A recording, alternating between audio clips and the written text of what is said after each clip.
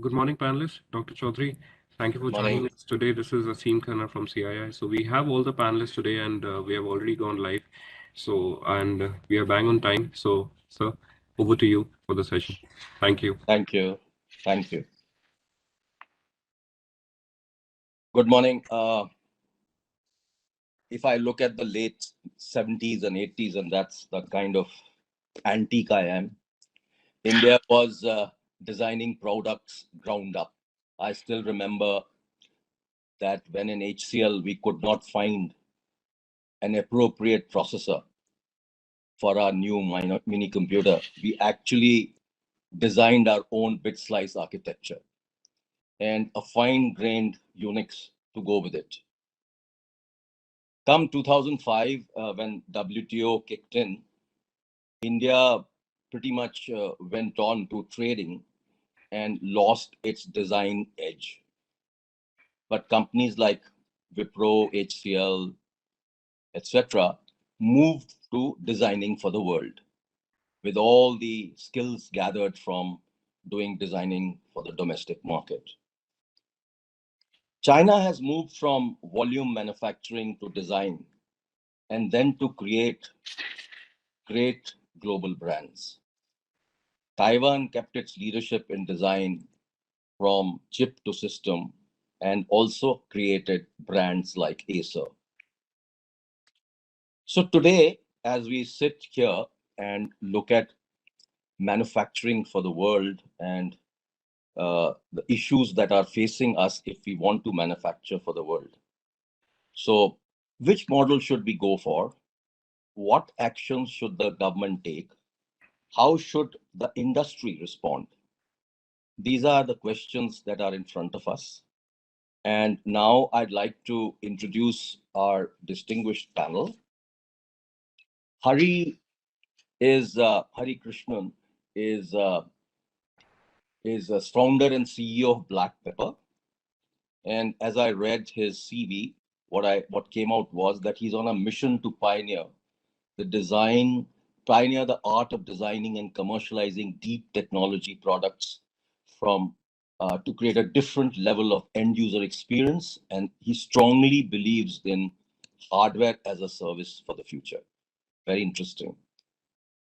Ruchir, he's the country manager for Mentor Graphics, part of Siemens, and he is he has over 20 years of experience in the semiconductor industry, having executed at multiple levels of responsibility in design and development of ASICs, FPGA, and PCB products. And then we go on to Preeti. Preeti is the advisor scientist, and she's an advisor at the Principal Scientific Officer's Office. She has done his PhD in disaster communication and early warning systems and an MBA HR. She is an Indian telecommunication service officer, presently works as the advisor to the PSA. Mr. Sudheer Kumar is the Chief Operating Officer at the National Center for Flexible Electronics at IIT Kanpur. He has 23 years of experience in working academics and industries, mainly in solar energy, displays, and electronic industries. And lastly, but not the least, Dr. Sandip Chatterjee. He is part of the Ministry of Electronics and Information Technology, which really drives the policy for the country. And so we should definitely discuss some issues around policy. He is responsible for R&D projects on electronics, materials, and components, which really is a very major area that we all need to look at. So with that introduction, may I request, first of all, I'd like to request all of you to maybe spend 5 to 7 minutes giving an initial input on what you feel about the subject today and what are the actions that industry and the government needs to take so that we can all then have a view as to what we should be recommending at the end of this session. So with that, I'd like to request Hari to take off with his inputs on for the next 5 to 7 minutes. Thank you, Doctor. Um, uh, it's great to have all of you together, as eminent panelists, and being able to talk along with them. The purpose is right, and the time is absolutely right. Just want to give a perspective from a background that we all come from. If you look at the dynamics of product hardware architecture, that has moved from component assembly to SoC, system integrated chips, and far beyond that, MEMS and all that getting integrated to the next level. So the capability spectrum has moved more and more towards deeper designs and frameworks, and it's not stopping there. So based upon my research work I've been doing with the MATI as part of the industry ESDM 2.0 policy framework, as well as with the Invest India campaign and with the National Semiconductor Mission that's coming up right now, where a task force has been formed in MATI. A lot of work has been done around that to understand where the entire ecosystem is actually moving.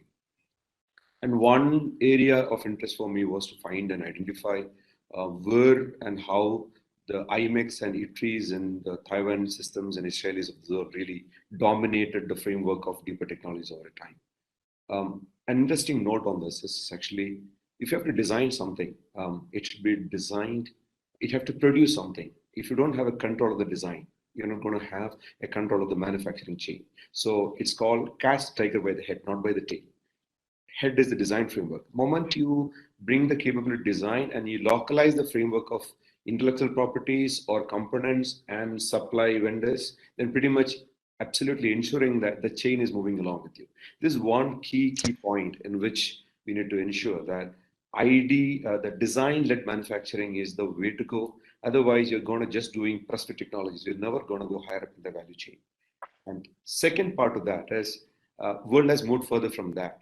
At least last 7-8 years, the leading design houses in the world and those economies have moved further to the next level. Taiwan is a big example. They've changed their game plan from design-led to ID-led design, design-led manufacturing. So the reasons are two. One, the number of electronic components that we're going to use from a consumer and a B2B point of view has exploded. It's not the big players anymore. There will be a lot of small 100 million, 200 million range product companies that don't really emerge very rapidly. So if they have to connect to the customer, it's extremely important that the product is having end user experience that's going to be very different.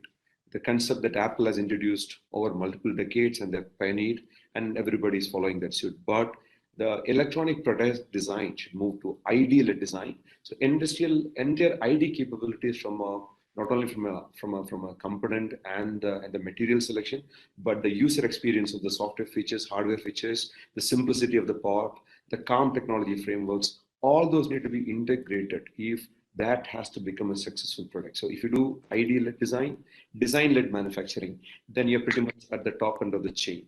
This is suggestion number one. Number two, once we do that, again, there are key sectors we need to look at.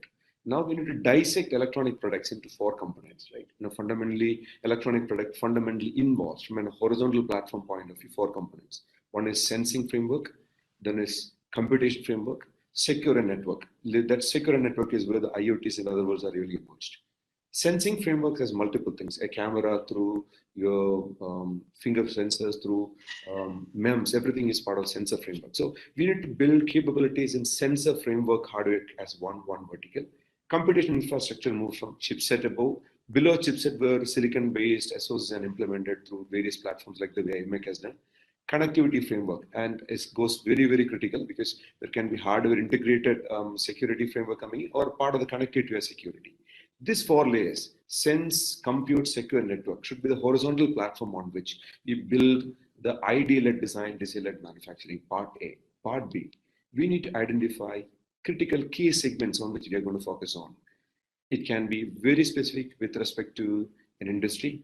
It can be very specific with respect to a particular technology framework, can be MEMS, can be the connectivity framework. So just to give you an example, right, a company called Tuya in China, which actually manufactures small scale Wi-Fi connectivity module, which you can buy under $1, which is worth with the service package and service comes over 3 years.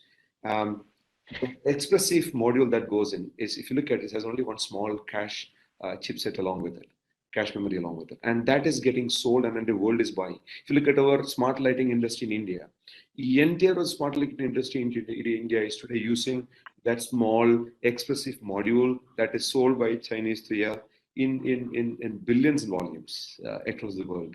So there are key segments that we can focus on and build it.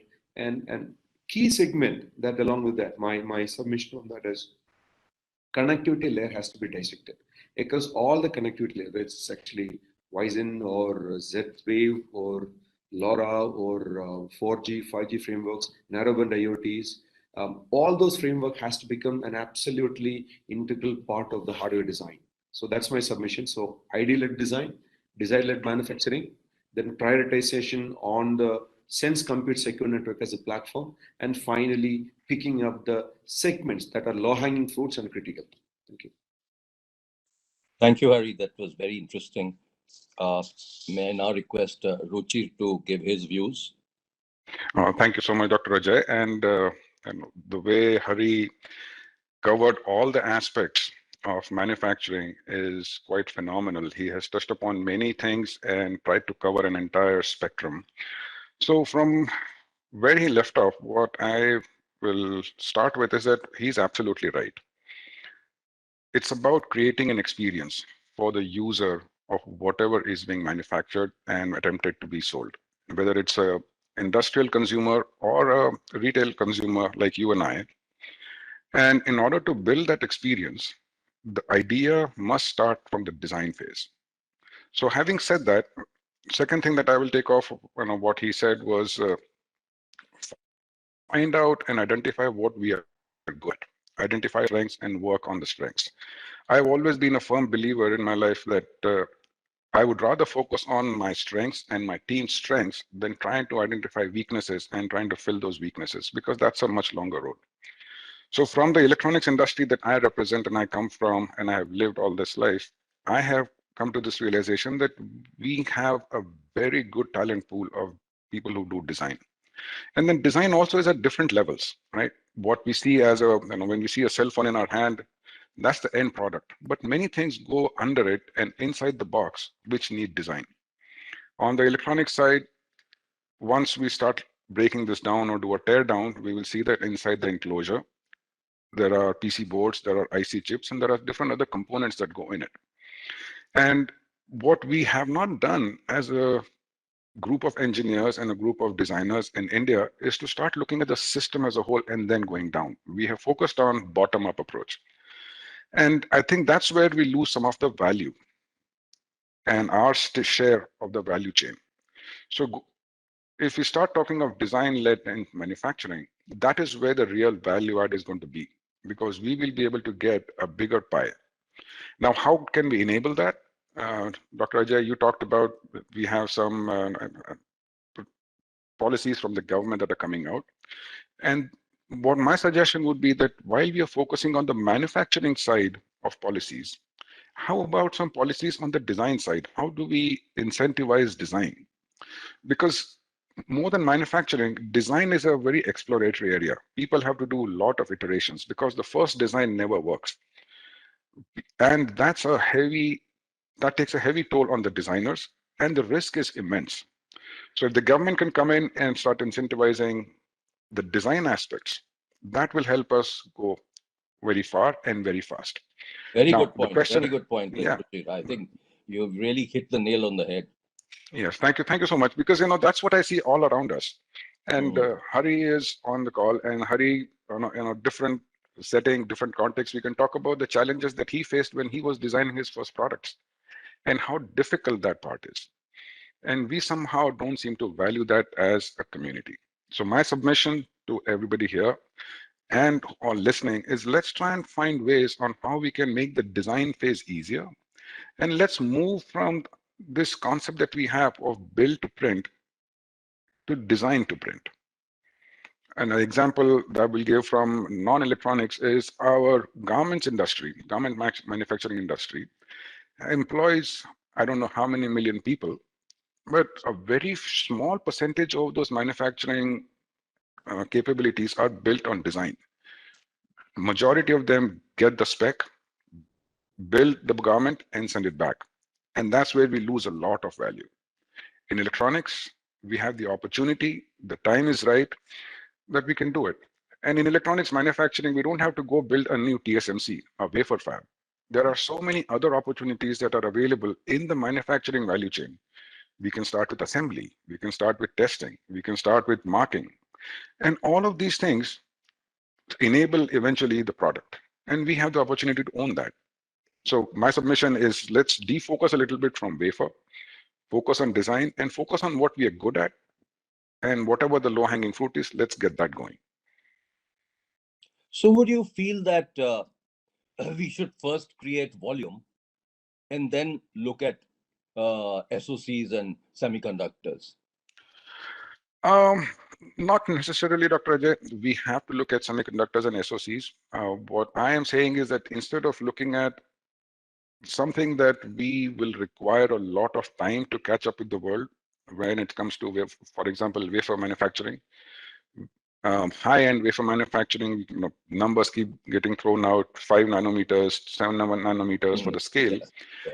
We are about 15 years behind versus the rest of the world. So if we start focusing on that, it will take us a long time and we'll have to work really hard to catch up with it. There are other areas where we can be competitive right away. For example, like I said, right, assembly. Assembly is something which is easier to do. And we have people, we have expertise, we have the resources, human resources, capital resources, and let's focus on that. Let's not get carried away by trying to be competitive at everything. Like you said, right, when HCL in the beginning didn't have something, they had to build, and you and your team had to build your own. Today, we don't have to necessarily do that because some things are available and some things we are already good at. So let's do that. So SOC, we must design, and not only we must design, we're already designing.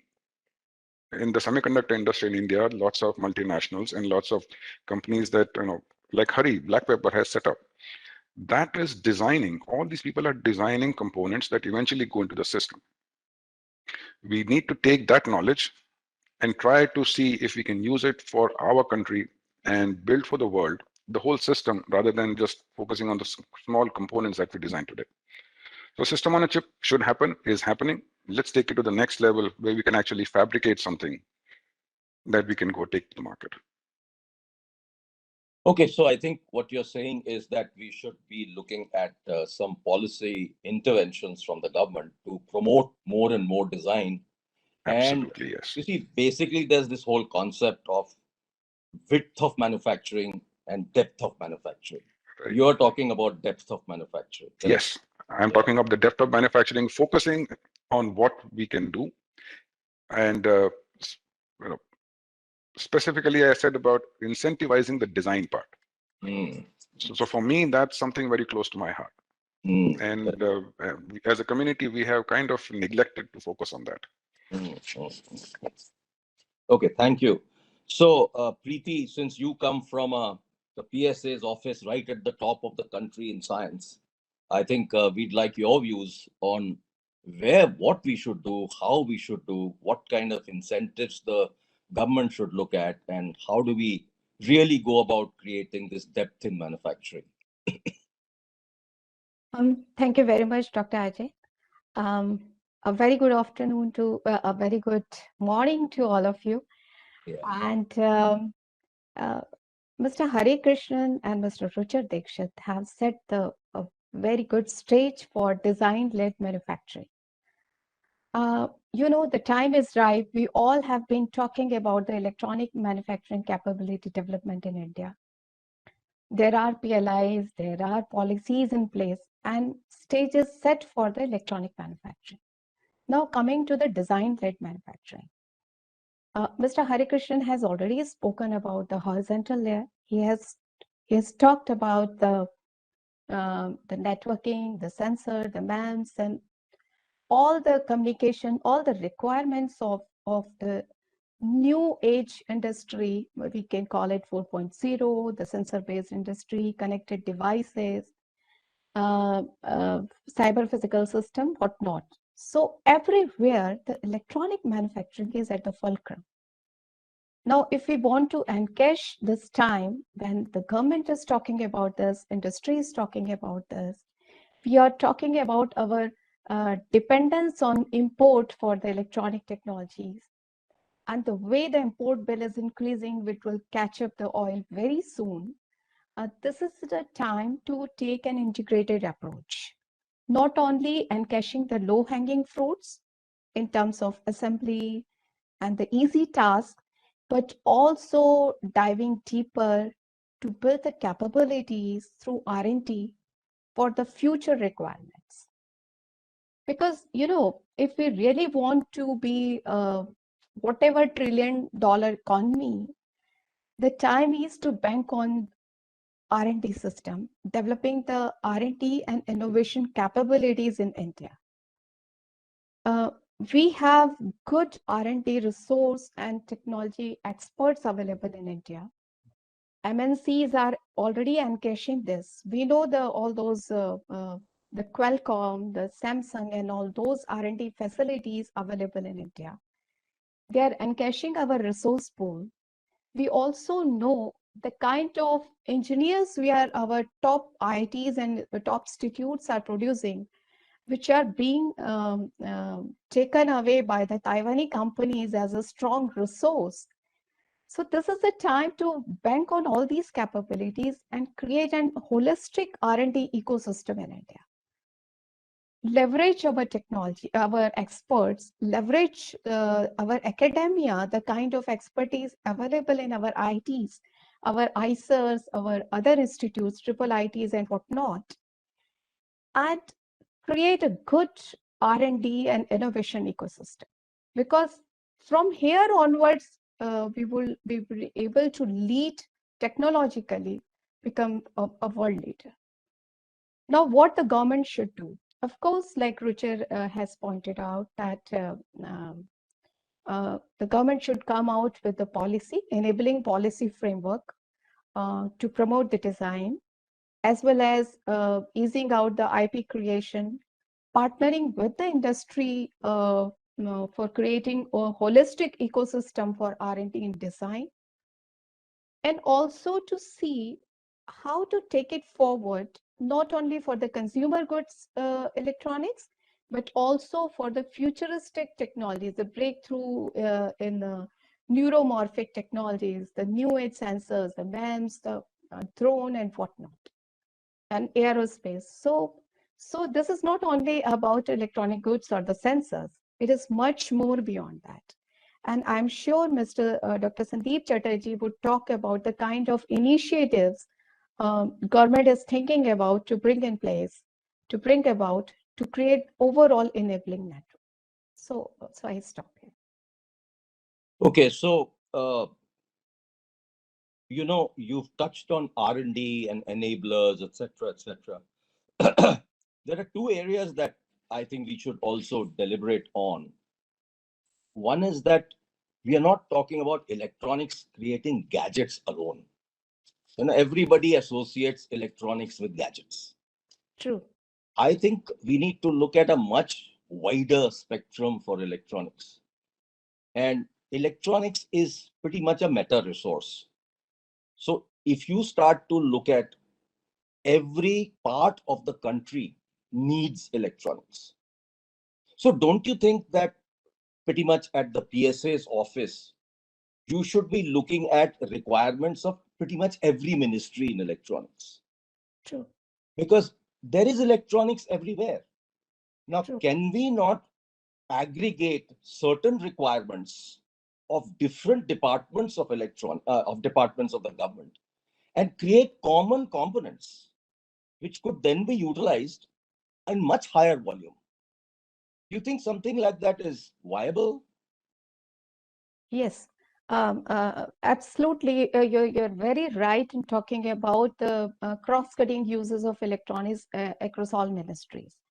And we are very much talking about a semiconductor mission by the government, preferably by METI. And we are not only talking about this, but we are also talking about the discrete components the materials like the gallium nitride, silicon carbide, and whatnot, and also about so many things like security by design, safety by design, reliability by design, and therefore bringing in a strong design culture in place. In addition, with creating fabs and foundries facilities available in India. So all these talks are very much in place. We are talking with various ministries, with different stakeholders, industry, and the government is thinking in this direction as well, bringing it a semiconductor mission in place. Yeah, I think, many years ago, we had talked about an electronics mission. Okay. And I still feel an electronics mission may be a pretty good idea if we want to bring all ministries together to look at every piece of electronics that they need. And what probably we are using in X product might be also be able to be used in Y product and a Z product. Yes. And some of them may be consumer products, which are common, or some may be industrial products that are common, So if we create a, list of all components and semiconductors that are needed for different parts of the country, and we aggregate them, we could actually create a much bigger volume for us to get to and reduce costs. Yeah. This is You think that's workable? This is very much workable. And we can even go down below. We can talk about at the discrete electronics level also, as Hari Krishnan ji was talking about a wafer, and there are some things which are very much within reach. There are some things for which we are too late. So identifying those things and working in an integrated way, talking horizontal as well as deeper, and working side by side at the R&D and innovation level, so that we can easily catch up in a shorter time frame. This needs to be a strategy, and we are thinking through this. Okay. So, Sandip ji, will you please give your views on this? Thank you, Dr. Chowdhry. It's a very interesting forum. I'm discussing last year also, the topic was similar. I was just thinking that what about the initiatives our ministry is taking on the disruption of manufacturing, like 3D printing. I was interested to discuss. I may share some slide on that. But since the discussion is going in a direction where design link, manufacturing, which actually talking about different, unmet needs and possibility, user experience, and how to design things which should be smarter and well acceptable to the consumer. And for that, continuous R&D and design needs is a costly affairs, of course, is required. Somehow, if you see the last 4 decades, DST, METI, and other organization extensively funding the research in academic institutes like IITs, Indian Institute of Science, CSI labs, our own labs, CDAC, CMAT, and all. Somehow they are not linked or not driven by industry. So whatever we have developed, end of the day, showing a prototype or some functionality has no meaning. Maybe Dr. Preeti has mentioned there are lots of products are available, maybe designed by some of the eminent professors, like Shakti processor by IIT Chennai professors, very unique features, but there is no linkages, whatever the commercialization activity we are talking about. We are taking some Western design or product we are trying to produce in our country. So the last 6-7 years, some stress has given to us, at least in METI I have seen, especially I'm heading the materials and photonics division. So I have started, because earlier I was the OSD2 secretary, so most of the times were consuming there. But from 2019 onward, Ajay Sani had told that you just change the R&D strategy in our ministry. So we started creating dedicated centers for a purpose. Like in IIT Chennai, we have started Silicon Photonics, programmable chip, where two industries, startup industry from Bangalore are involved. And we have taken their pain points or inputs in the project formation. And we have taken their skin into the game. We have taken some funding from them so that this is a co-development. So I can name few more things like rechargeable battery from lithium source or sodium source even around CIMET, Pune. This is our own research lab where 4 industry has funded. Just see the interest, Now we talk about another emerging area we are coming out, quantum materials. Why you are choosing the quantum materials? Because another sister society, scientific society, CDAC, is nearby our CMAT. So they are talking about quantum computing. So can you have a supply chain ready in the country? So that is our. So very recently, last week I was visiting Kerala, where we are working on a graphene-led innovation center, first India graphene center, similar to whatever we have seen in Manchester, National Graphene Institute. So we are creating with state government funding, Kerala state government funding, METI funding, 9 industry agreed to fund. Tata Steel is taking a lead role in funding. Whatever I'm interested to discuss today, policy push is one thing, PLI and other things in our another groups are doing. I am actually interested to see what at the fundamental level in design and R&D we can change the paradigm shift, whatever way our research, because I want to give a different challenge to our researchers, different task to our research in a time-bound manner, and we should be accepted by our industry.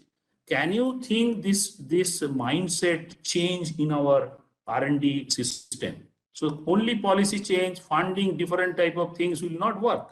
So we require to have this type of change so that we should have a holistic system where from the material to the final product, where you are having a vibrant industry or startup in the country, so that we can just compete with China, because China started in 1980. Today they are in the different level. Competing there, you require a concerted effort.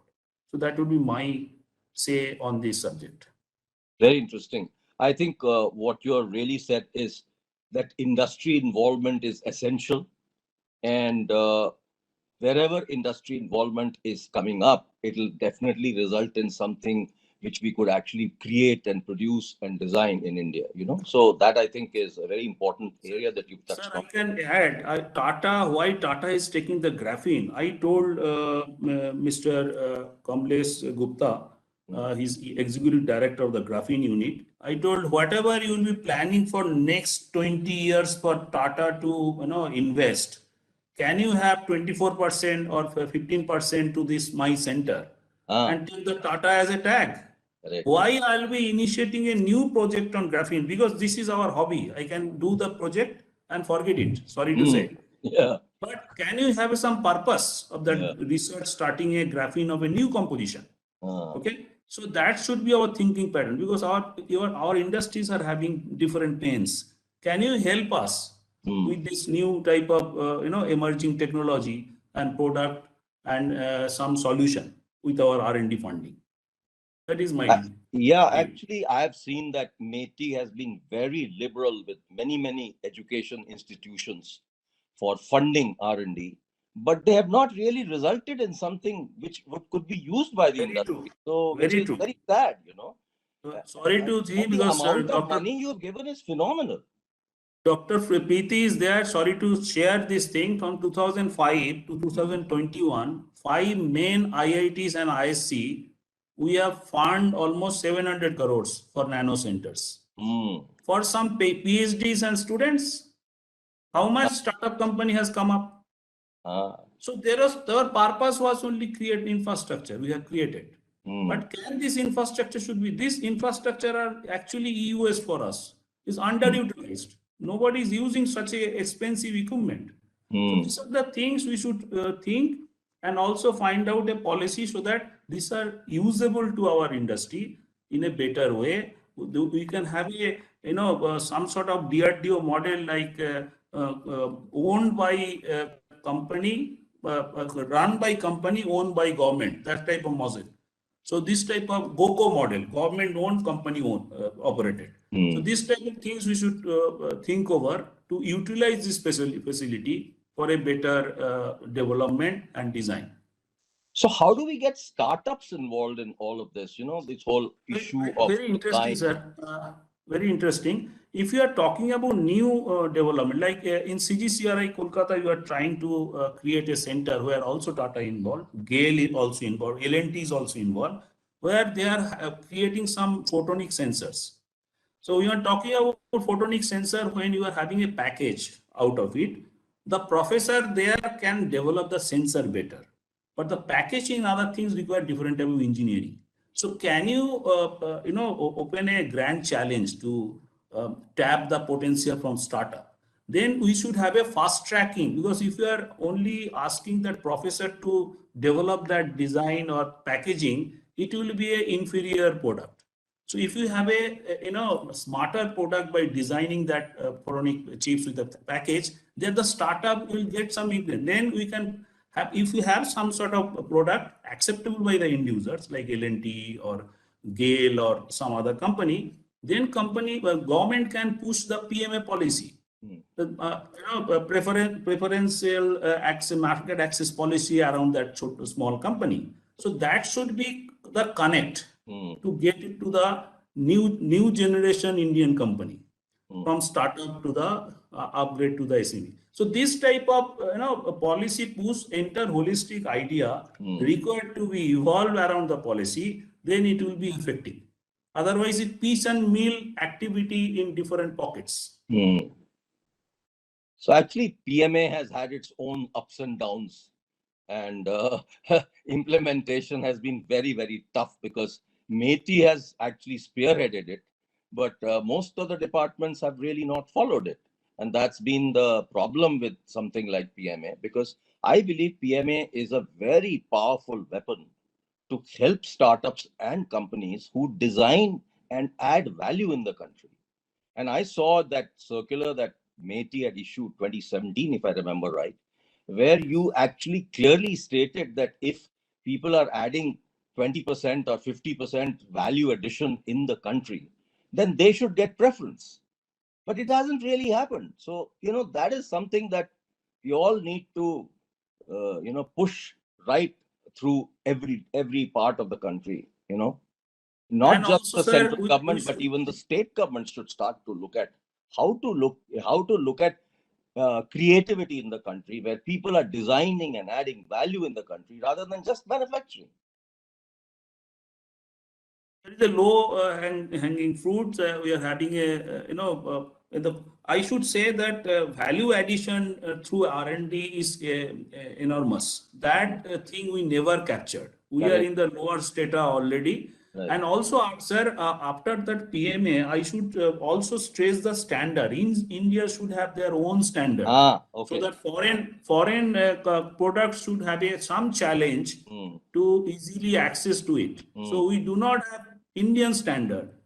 So that also some policy push we should take, so that it should not be easy access for all the foreign products, Chinese product or other products. So our industry should get a leverage into it. So these are all various things, not an easy subject. I think we should work together. That would be my suggestion along with industry. We are very liberal, as you already mentioned. MeitY is very liberal. If you require some center of excellence, already you have created one in CDAC Noida along with the Mobile Association ICEA for 14 different mobile accessory products. Making by our own engineers, so that we can get rid of Chinese and other companies' design into it. So this type of things, after discussion, we have shaped up in last 2 years. Already 11 such center of excellence we have created. Now we are going into the domain of 3D printing and additive manufacturing. Actually, my slide was on that. But there also we have already created 4 centers, dedicated centers. One is in medical vertical with AMTZ, one company is Andhra Pradesh.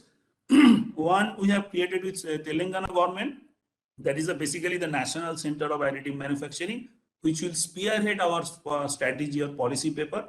Already it is approved. And another, we have come out with the photonics chips, where the materials are being developed by CIMAT Pune, and the machine is being developed by one company. We have taken a company, small company of GJR Mumbai, and the chip will be developed by ISC Bangalore. So entire ecosystem we are thinking, we are not funding any projects, trial projects coming from IITs or CSI labs. We are shaping project here, METI, then putting the players into it. Then we are shaping up the project, then we are putting up to the government and our financial advisor and convincing them, because they are not interested to listen professor, they will be listening to the officer spearheading the project. So the things are changing. 2-3 years, I have seen a phenomenal change, at least in our ministry. And this should be leveraged by the company to have their idea pushed. I have no problem discussing with players who are really interested to have some idea pushed. But of course, you have to engage some R&D organization and appropriate academicians, so that funding should be easier for us. That you have to see. Sure, thank you. So I Dr. think Ajay, sorry, please, Preeti, you wanted to say something? I just want to add briefly to what Dr. Sandip Chatterjee has just spoken about. I would like to inform the forum that through the intervention of the PSO office and METI and all other ministries, we have introduced 2-3 things like technology transfers, all the spin-off technologies which are available with DRDO, with the ISRO, with the BARC. Those technologies have the spin-off technologies have potential commercial use cases available all across different type of sectors, maybe the medical, the agro things, so on and so forth. So these technologies now are in place for the transfer. They are available, and the industry could very well come forward and partner with them. That is the one thing. And we are extensively working on industry academia collaboration, this office. So we are open for any kind of requirement related to design. They can approach us. They can approach through the Center of Excellences of METI and so on and so forth. So tools are in place now. So I think the ecosystem is being put in place by METI and PSA's office. I think what needs to be done is probably industry needs to get deeper into it and work very closely with research and academia to create solutions which meet the customer requirements. I guess that's where we are going. Sudheer Kumar ji, please, you are the last but not the least. So please tell us what is your view and how you are looking at design to manufacturing and how value addition can be done, and what are your thoughts on that from IIT Kanpur? Thank you, Dr. Ajay. Probably I'll give one of the example as well. Well, all our earlier speakers explained the aspects and importance of the design-led manufacturing and associated developments beautifully. Let me try to provide my view on this important topic of design-led manufacturing. Let me say briefly, the relationship between the professional design disciplines and the manufacturing sector is well established, as Ruchir and Hari explained very well. In very general terms, the design professions have traditionally enabled the manufacturing sector to grow. There is no hidden thought in that one. Through the development of new products as well as the services, the creation of unique customer experience and the product interfaces. But beyond the restrictive view that design focuses on the development of new product and services, design can assist the manufacturing community through as a process that a very well defined process create a new market, develops care for the customer innovation, accelerate time to market, and very important, allow the company to sell at a higher price. A same product which we can alter by design towards the very country specific needs. That's what the most of the centers are coming up, like Sandip was explaining. I'll come into that one. In electronic space in our country, we all know that there are almost no manufacturing in the country and huge demand at a component level. You know fabs in India for electronics, especially in the field of semiconductor and display. Most of components are imported, like Preeti was saying, and building such type of fabs takes time and huge investment. And there are a lot of discussion, deliberations are going on at the government level to bring such fabs in the country. This is going to take for sure some time. When the time comes, if they come to the industry, even then they have to compete, like Hari was telling that we are 15 years behind. There are some perspective to that, okay, for such type of fabs in the country. There's going to be take some, definitely some time and huge investment involved in this fab, and hence there is a huge opportunity for the country to work more for design-led manufacturing to achieve scale. The efforts are required, in my opinion, at every front, for example, to focus more on design-led innovations too. So unless that focus on the design-led innovation happens, we always be chasing and altering or something, then value will be not coming, which real value come through from the design-led innovations. That should be supported more and more by the government, which government is doing very well. Like Sandip was saying, there are a lot of centers specific for design-led innovations are coming through, where the industries are involved in starting, like in a co-development mode, like in our center also. I'll give you one example later. Country is very well equipped, like Preeti was saying, to work on design-led innovations, having the right talent pool in the country. Dr. Chatterjee explained very well, lots of efforts are being made by the government. One such example is the National Center for Flexible Electronics, which is established with the support of the MITI at IIT Kanpur, where I come from. And what the center does, the center is working for developing large area flexible electronics, means mainly working on low cost printable electronics at component level. I repeat, that component level as well as associated application level to fulfill the unmet needs of the country. That's what we have taken in the first phase.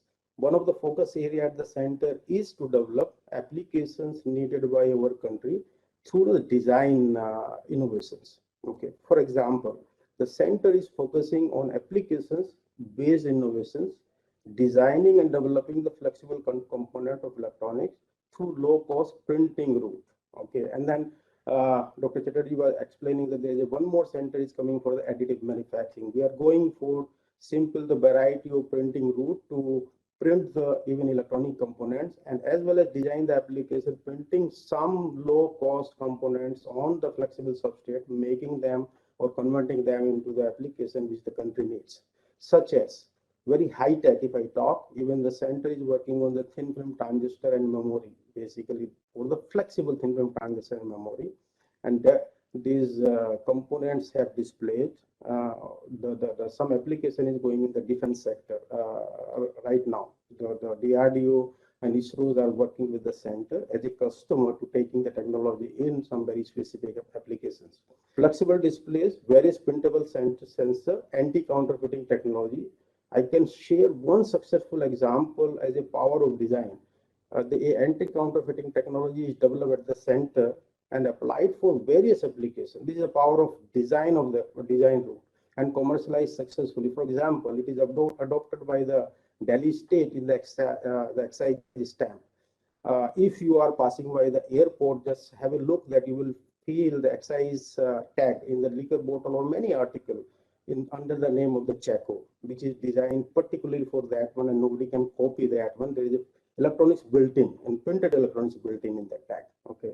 It is just one of the example, and then center is working such kind of many more applications, printing the various kind of sensors. You all are welcome. Sometime you visit the center. We will be happy to share more. But design-led innovations, design-led programs are very, very needed, where the industries are involved in the beginning with the researcher in the co-development mode, like Dr. Chatterjee was explaining. I 100% agree. Our centers are working in that manner. Right now, around 20 industries who has given the money to develop the application which is going to the market from the center, and almost 100 industries are engaged, basically defining their problem or taking the technology forward in somewhat of manner. Thank you. This is what I want to say at this stage, and we'll take it further. Thank you. I think one particular point that I would like to raise with the panelists is the fact that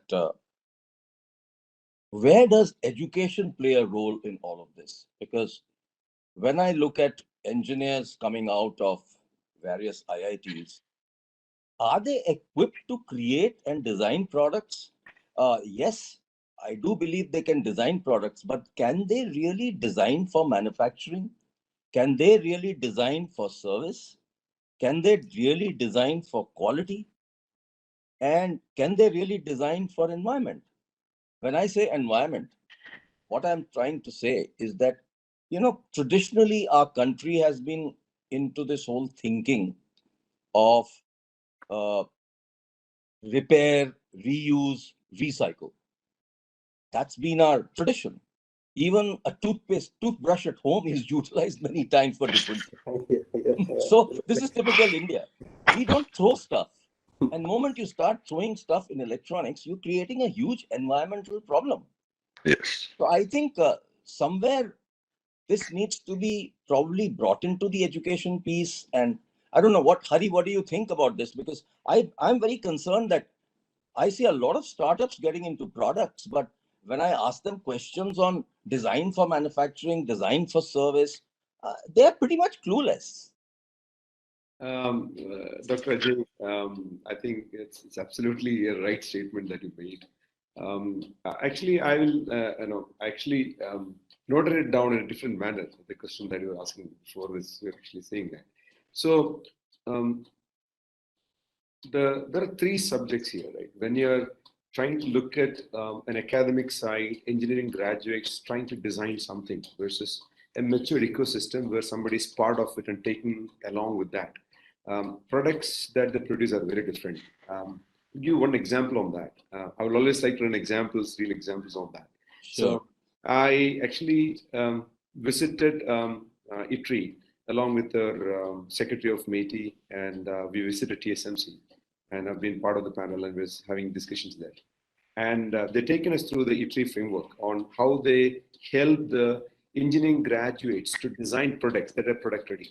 So what ITRI has come up with is actually a design process, a standardization process in which the framework design is just like an ERP, it's run through a process system and caters to a particular level of standard. That gives an assurance that it meets minimum level of quality on all these concerned areas, whether it is ROHS compliances, whether it is material selection, whether it is usability of the product, the n number of factors, energy consumption, n number of things. There's a process standardization happens to that center. And that center has an access to all the vertical industries. For example, for EMS, TSMC runs a dedicated shuttle, a small scale shuttle for the industries and silicon requirement from Taiwanese ecosystem. And those shuttles are not accessible to us. So literally for no cost, they can get very complex silicon architecture done and limited hot shuttles supplied to those students, and they can build beautiful products around that. And that is very critical in the emerging AI neural areas where they're trying to do a lot of edge within the system and do that. So having a standardization process is extremely key. Now, what I feel is that is the right thing. Initially, before the flood comes, there'll be a lot of raindrops happening. Today, we have a raindrop situation. A lot of dedicated vertical activities are happening, and they are not integrated. It might take time, but it's time to integrate it under a standard process mission, so that the process design framework is first analyzed and identified. And in that design framework, whether it is certification, whether it is end-to-end component selection, you have to integrate EMS partners into that. And you are not going to do material selection India and get active passive component design India. Maybe you'll do a next layer up, right? You'll source it, but you're focusing on design and the product as the low-hanging fruit. And then going down, and material research is a separate section within that framework. So I strongly believe that we need to coin a design process framework, where the design process framework ensures that it's not good in and garbage out or garbage in, garbage out. It ensures that a minimum standard is achieved no matter what we're going to put it outside. And I'm a proponent of an open competition, right? I know if you were to not to let foreign companies come, you would have been still running an ambassador and a premier company, right?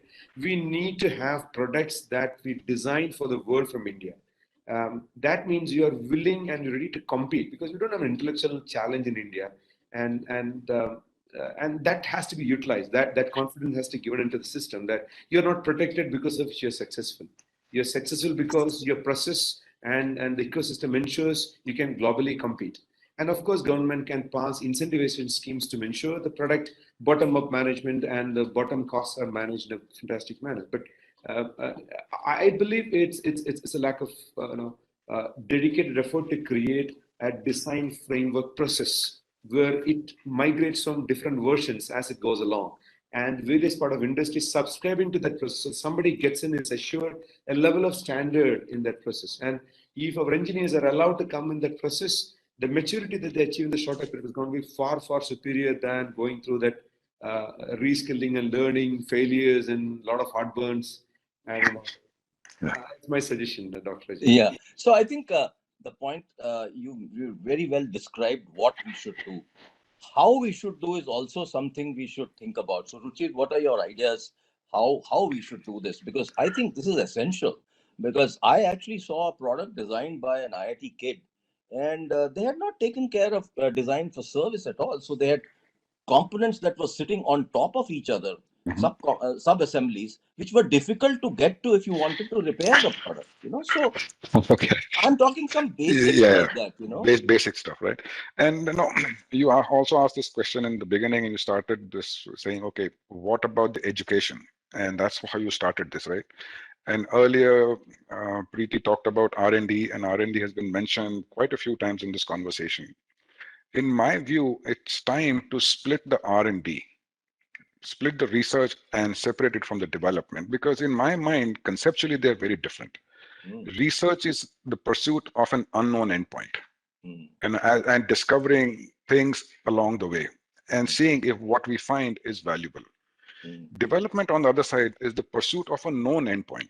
Yes. This is what we want to achieve, and we put in all our efforts to achieve that end goal.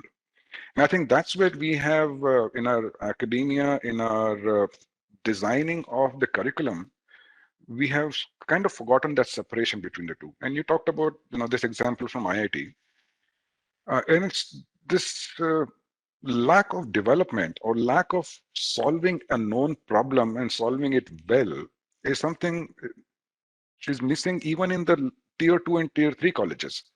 Right? You talk of IIT as an example and NIT as an example. If these are the premier institutes and we are not teaching our engineers these basic concepts, we will not be able to teach them in the tier 2 and tier 3 schools.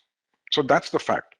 Now, coming to how we do this, the first thing is, does our industry that is today, like you're talking, how many of our audience today think about design for service? How many of them think of design for manufacturing? How many of are really thinking that design is an important concept? Just putting something together, some of us who are from North India, we are very familiar with this term jugaad. Let us get out of the jugaad and solve a problem the way it's supposed to be solved. Because we have all traveled world over, and we have come across education institutes and engineers. The term engineer is about solving a problem. It's not about answering a question. So in the curriculum, if we can start creating some, taking the thing from Hari's, what Hari said, a framework. There is a design framework, and that is part of our curriculum. And the students, when they get into engineering, they are developing something that will at the end be judged on the criteria of manufacturability, on the criteria of serviceability, on the criteria of sustainability. And it's not just those. If the product is built, does it actually do what it's supposed to do through the life cycle of the product? So let's start focusing on that, start implementing these components in the academia. At the IESA, which I'm a part of, these discussions are happening every single day. That we have lots of engineers coming out, but are they really equipped to solve the problem that is in front of us today, or the problem that will be in front of us tomorrow? And those skills are not taught in our schools. And I call them skills because knowledge is one thing. Research builds knowledge, but development builds skills. And we need to start thinking about skills of our engineers. And design is, to me, is a skill. So actually, if you look at this whole issue of environment that I had thrown up, Right. And we are so used to throwing away our phones every 2 years. Yes. This is not India.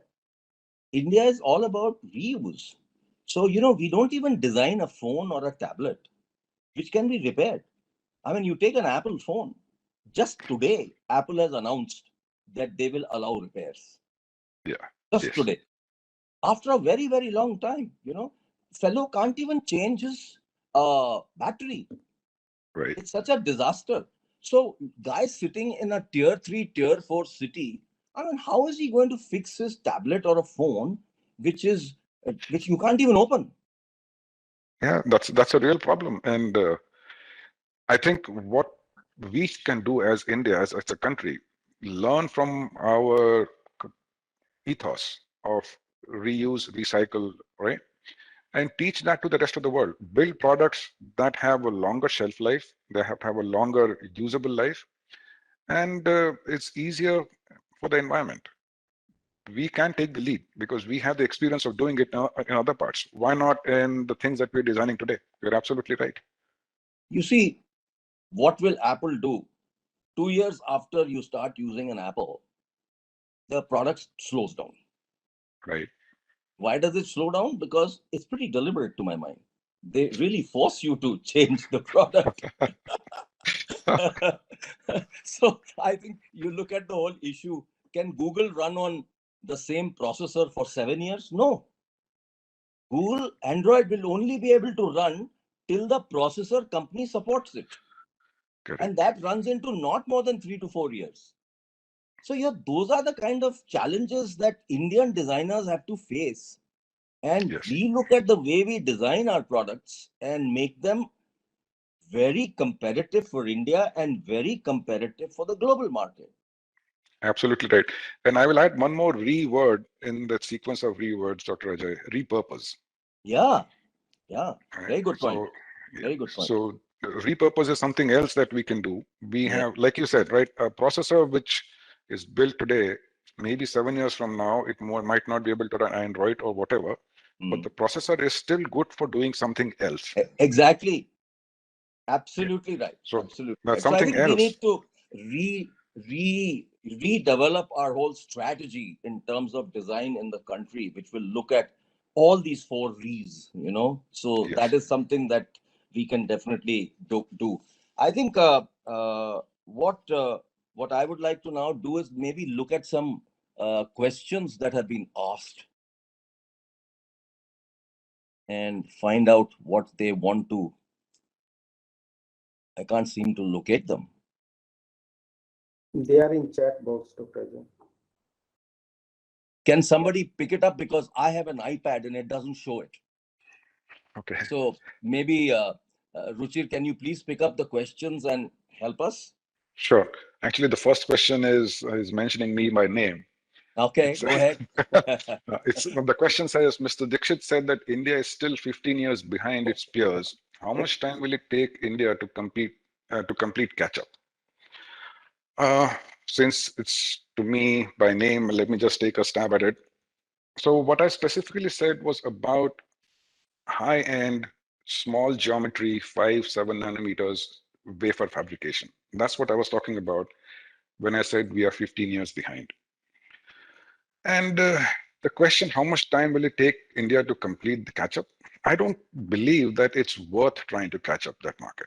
It's like if we're trying to run a marathon and we are 15 kilometers behind the leader, and that's when we are starting, might as well find a different race, because we'll just end up burning resources. And while we are trying to catch up, the leader is not standing on the roadside. The leader is still running. So the gap will remain. Instead, let's find out areas where we don't have that kind of a gap. And I talked about this earlier, assembly, testing, packaging. These are areas where we are not behind. OSATs, we are not behind. We do have the ability, we do have the opportunity. And let's win the race that we have an opportunity to win, so we maximize our resources. So please don't get me wrong, whoever got this, that I'm saying that we are behind everything and everybody by 15 years. These are some specific areas. And in my view, let's not chase where it's not worth chasing. So I guess if you look at a higher level of, earlier technologies, and we bring in a fab which is earlier technology rather than the latest cutting edge technology, and Right. for which there is a huge market in India, that may be a whole lot better solution. Yes, it might be. And that actually leads us to the third question that's on the list. Uh, Now, the third question says that though there are other areas to develop first, but how long would it take India to establish its first fab and having the first indigenously fabricated chip in the market? mm. Good. So I You will might leave as it well open take a to. stab at that also. Yeah. You're the most qualified to answer that. I think it's important to first realize that India already has a fab. Semiconductor Labs in Chandigarh is a fab that we have, and we are making chips that are fabricated in India for a specific market. So that's moving beyond that. It is also important in my mind to understand what are the motivations for having the fab in India. Now, there can be several motivations. Patriotism is one motivation. Strategic importance of building strategic parts that we want to keep under our control is another motivation. The third motivation is economy and economic value add. So once we understand what the real motivation is, I think the answer starts to become a little bit more clear. As Dr. Ajay, you said, we don't need to chase bleeding edge technology. There is mature technology that is still very viable and that can still become economically viable. And using that technology, we can build parts that are of strategic value to India. For example, in our space programs, in our defense programs, things that are required to have high levels of security. This is an area that we can invest in, build a fab with a mature node, and build chips and semiconductor devices which are of that nature. Trying to chase something that is already beyond us is not the right thing, in my opinion. How long can it take?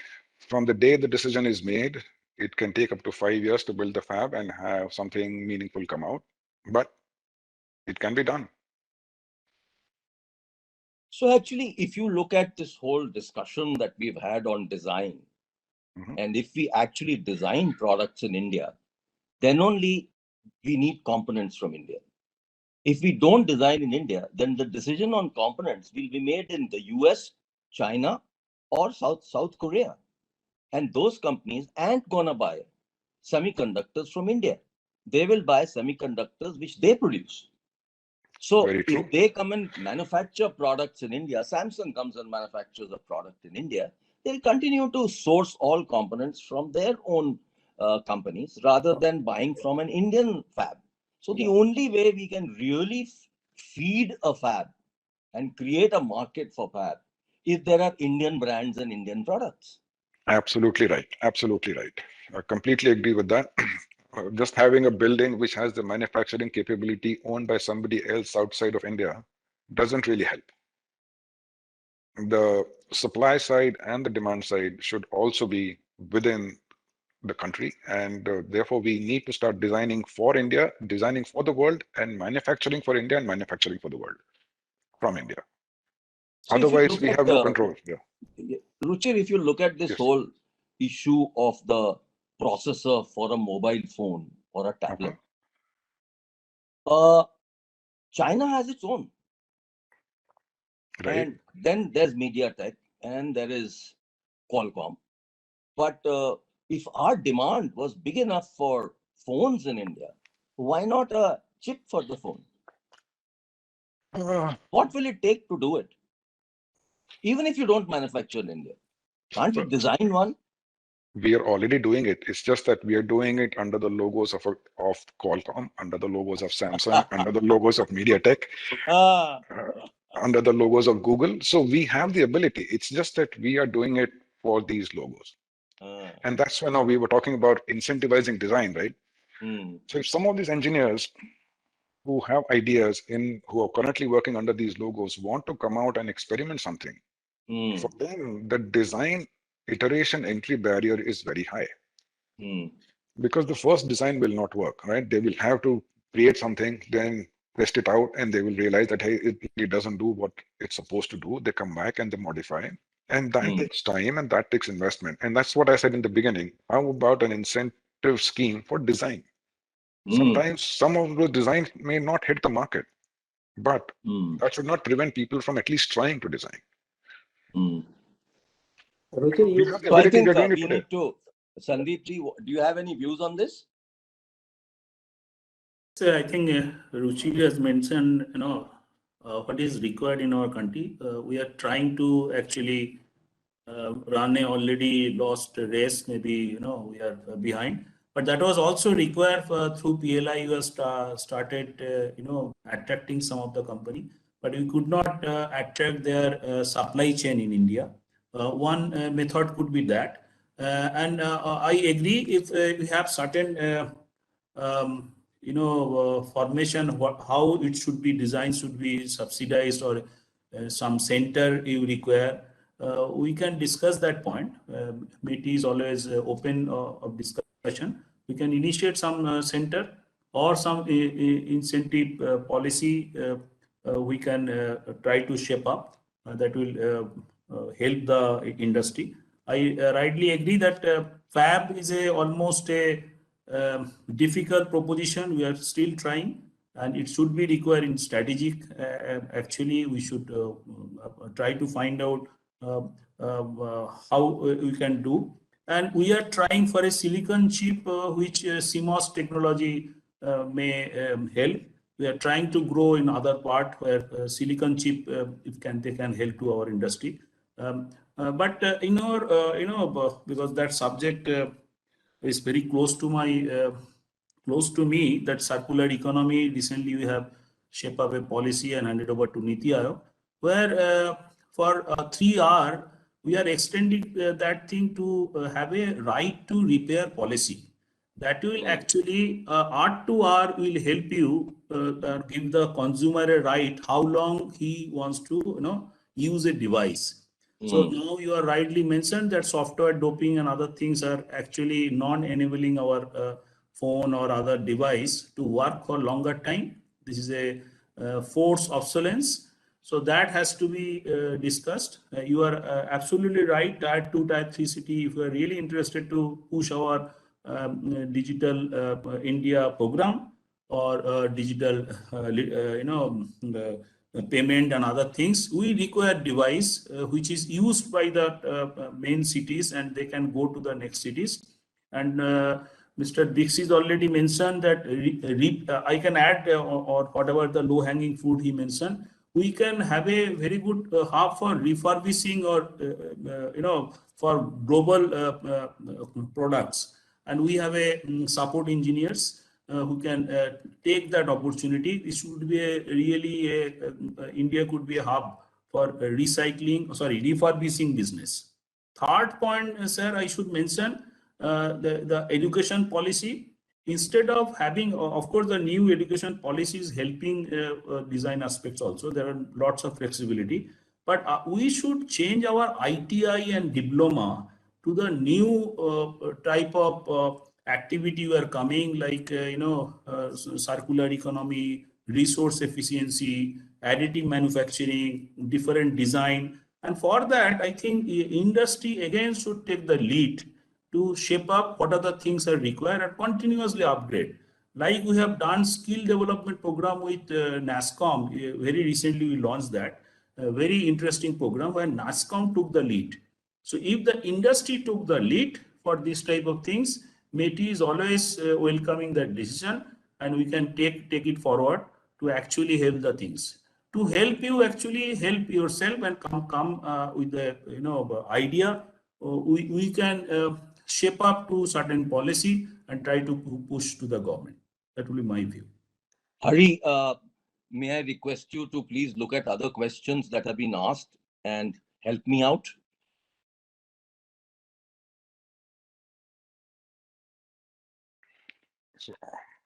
Hari, I think you're on mute. We can't hear you. I'm sorry. So yeah, thank you. Thank you, Ruchir. The question number 2 is actually R&D and designs are high investment areas which India lacks. What could be done to incentivize investments in R&D in electronics? That's question number 1. Why don't you take a stab at that, Hari?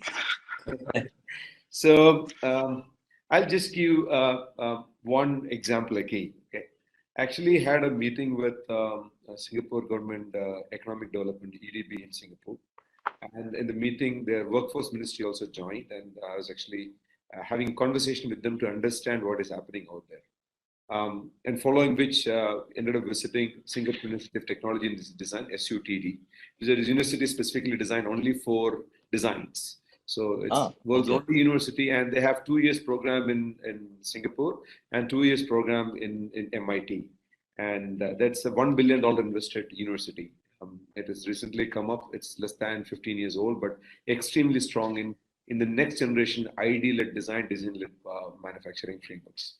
The reason Singapore did that is they find their top-class engineers are preferring to move to financial jobs, which is more incentivizing than remaining in the engineering side. $3,200 starting Singapore dollar starting salary with 7,000, right? They have to make a choice.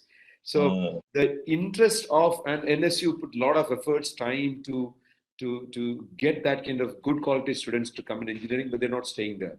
So it's a major problem that work ministry actually faces. So government, in order to attract them into the research and to create products, created, as per them, a $19.3 billion fund. It's $19.3 billion, which they need to spend in next 5 years' time. And the programs are such that they've identified the design framework process. And if a company is coming in, they are ensuring that R&D cost of it is actually not reimbursed, it's paid. And that makes a big difference. And China is also leading the same work. Every patent that you have a plan, they're ensuring that it's not reimbursed. Once your patent is done, it's already productized in 5 years' time, you don't need a reimbursement. They create a policy framework that every intellectual property value that's created is paid as and when it happens, not as reimbursed. So the framework and the policy need to move to a level where critical talents that we have in India is actually incentivized to do that. I'll just give one example. If you were to tap the software industry that Ajay sir himself started in HCL and across, right? If the taxation policy was put upfront before the industry developed to that level, then this industry wouldn't have developed the way it would have developed by now. Now the sunset clause is fine because industry has matured and its margins are capable of handling it. Hardware needs something like that today. We cannot tax the hardware industry. You invest in hardware industry, make it part of $400, $500 million industry with a targeted plan, and then tax it on that. Entire taxation you would have earned in 5 years, you would have earned in 1 year by allowing it to grow. So that's part A. Part B, how do we incentivize a startup ecosystem or companies to talents to come and work in the R&D side? There are 2 things. One is very orthogonal thinking. We have carbon credits earned by all the big MNCs, and they're just lying idle, right? They should transfer the R&D carbon credits back into structure where that can be used for raising the capital. There are various mechanisms available for raising the capital based on carbon, and that's more relevant today looking at the rain pattern in Bangalore, I guess. So that's part B. Third, a critical R&D guy is earning such a good salary in Intels and all of them, right? On what basis? If you look at the semiconductor ecosystem, a 10-year experienced guy today is demanding over an 80 to 90 lakh salary. And maybe a crore. And they're demanding a joining bonus of 50 lakhs. And there are companies willing to pay that. On what basis they will move from that comfort zone into the research areas where it's going to be a little shady office, all the comfort is gone, and why they should do that, right? I mean, that framework has to be created. And the value that 12-year experienced guy that actually can bring, as Ruchir has said, versus an engineering graduate who's stacked, as you said, component over the other one, do it, which eventually need to be sold as a product, is very orthogonal. Those guys should be they should be the gurus of those guys, and that can be done only by those people. Cannot be done by the academia. So it needs a complete reframing of the thought process in the way we look at the mentality of looking at industry as somebody can be by default a thief unless and until proven was somebody is right unless and until proven thief is the right way of doing it. And I think, and our Indian mentality is that, and that need to change. Nothing wrong. That's established, right? Including our parents, right? They will do that first, right? Did you do that? Will be the first question. Than saying we didn't do that. So it's there in our DNA, but it needs to change if you have to really make R&D work. I mean, on all the layers I try to cover, on a spiritual level, on a functional level, on a technical level. So thank you. Preeti, are there any questions that are still left which you can help me answer? Yeah, sure. Before taking up the question, if you permit me, I would like to add to Mr. Hari Krishnan's point of view that during my recent interaction with the IIT and the BITS Pilani directors, it is confirmed that because of all those pay package reasons, these top institutes are not producing engineers who are interested in core engineering and the design. They are more inclined towards the finance or the coding, which is offering better job prospects. And therefore, companies are moving to the tier 2 and the tier 3 cities, engineering colleges, establishing R&D facilities with them, offering them good internships to come to the design centers and do something. And I think it's a good way of solving this problem because those engineers are willing to work, to have exposure to these kind of facilities, and they're ready to work in these areas and easy to retain them, their talent pool. So this could be one of the solutions. Now coming to a question, this is why the technology concepts developed in government center and academia are appreciated and are innovative indeed. How could these be pushed for wider industries use? How this gap between academia and industry could be bridged? Yeah, so it's a very good question, and it's an appropriate question for you. Yes, and we are really working with the academia and industry to have a good framework for their engagement, and we are trying to create an environment where the demand-driven solutions are created, not something that the IT lab or any NIT lab has produced and they want to push it to the market. Instead, this needs to be the pull-driven kind of solutions, and the things are working out well. So the academia are now more open to have to produce solutions which are demand driven. This is the one way. Co-partnering for the solution is the other way. And all those Agni, the Startup India, and so many incubation centers being sprouted across various academic institutes. They are providing all kind of facilities for funneling these R&Ds and technology development to actual translation and the commercialized utilization. So opportunities are available. Please try to contact ITs or our office or MEET or DPIIT. There are tools available to do so. So any other question left over? Yeah, is there anything India could learn from other countries? Germany, Taiwan, adopt the learning and implement effectively. So maybe Ruchir, you want to take a shot at it? Well, I think Hari has given so many examples of him personally observing other countries doing a lot of things, right? In the most recent piece that he just spoke about, he talked about Singapore and how they're investing in design. So I don't think I can add anything more to what Hari has already said. He talked of Taiwan. And actually, I would go back to you, Dr. Ajay, and I would ask you, I mean, you have seen the world and you have seen India grow from where it was through your HCLIs, and now that you are in the industry guiding a lot of other industry veterans like us to take the next step, what would be your view? I know I would just turn it around on you because you have the most visibility and the wisdom. So, I did talk about Taiwan earlier.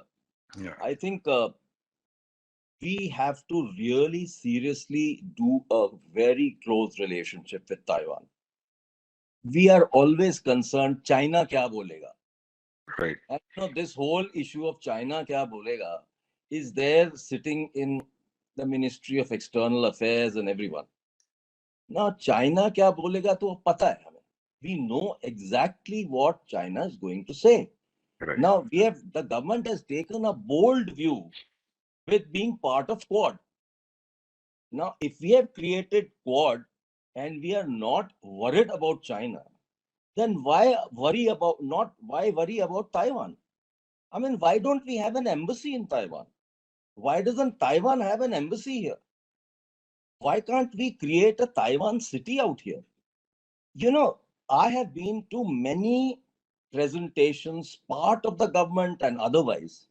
We have made to Taiwanese associations. I went with some Métis people earlier also, and we made many presentations to Taiwan. And many companies were very interested, but they still don't come. The reason they don't come is they don't feel comfortable coming here. Indonesia sends 9 ministers to Taiwan.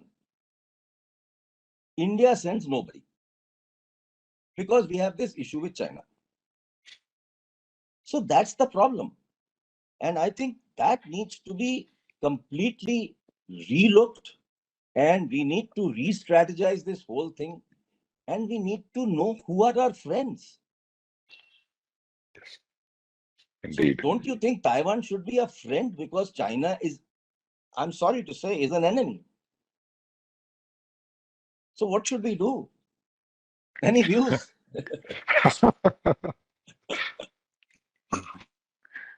And I guess I'm not competent enough to talk about that part, but we have Sandip, who can maybe comment on it from the government side, and take that forward. The other thing that I was just thinking, now that we are part of Siemens and my previous travels to Germany as a mentor representative, I was thoroughly impressed with the way they have structured their education system.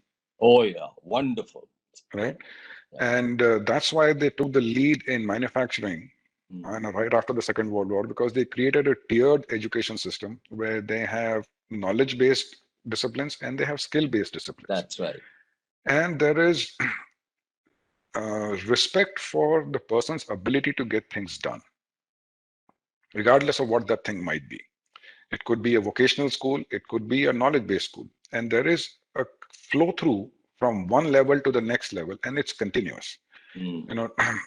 Sandip Chatterjee talked about repurposing or redesigning our ITIs and diploma courses. Now, that's a brilliant idea. Let's upgrade them as well. As we upgrade our engineering schools, let's upgrade our ITIs and diplomas as well. And we have an equivalent of a design university in India. NID does exist, and it has various centers. And my children, my eldest daughter is 21 years old. And I was very surprised when 3 years back, about 10 to 12% of our classmates said that we want to enter into design. That's the field that we want to pursue. And for good or bad, almost all of them went to a school which is outside of India. Right? So we have the people who have the desire, the younger generation does have the desire. Let's give them avenues to pursue that desire and that skill in India, which we couldn't do, which we haven't done so far. One NID is not sufficient. Taking example of what Hari said, let's build a complete infrastructure that is focused on design. And we go back to what Hari started with. Industrial design is the starting point of the discussion, not the end point of the discussion. But you see, NID now has many more institutions all over the country. Yeah. And there are 5 or 6 NIDs now. But they only focus on ID. Majorly. Yes. And if we actually need to bring electronic design and ID together, which is really what Hari is talking about, that's what we need. Absolutely right. You're absolutely right. And bringing that design courses in engineering. In engineering. Yes. That is what that's the yes. You're absolutely right. Completely agree. We just don't do that. Yes. And that is where the challenge is. That is where, if a product is designed by startups, they don't take care of design for BOM, design for quality, design for service, design for manufacturing. They just design. You're absolutely right. Absolutely right. So I think that is what we need to do. I think our time is up. There is So one more question, Dr. is the Ajay, and last maybe question. last question. Yeah. Yeah. The question is, could government put restrictions in policy under PLI schemes to use components manufactured in India, setting a threshold to say 60%? Wonderful idea. I would totally support that, because, you know, PLI needs to not just allow manufacturing. PLI needs to say design-led manufacturing and buying components from Indian companies. Yeah. Then we are really doing depth in manufacturing. Otherwise, as I said earlier, if you are a Korean company, you will keep importing from Korea. If you're a Chinese company, you'll keep importing from Korea. So I think it's a very good point that is being made by someone. So that was the last question on the list, Dr. Ajay. All right. So I think we are done. I'd like to thank all of you, Hari, Ruchir, Sandip, Preeti, Sudheer. Please, thank you so much. It's been a wonderful discussion. And what I'll attempt to do is put all this together in a presentation to the Honorable Minister in the afternoon. No, thank you so much, Dr. Ajay. It was such a privilege. Okay, good. Thank you. sir. Okay, bye-bye.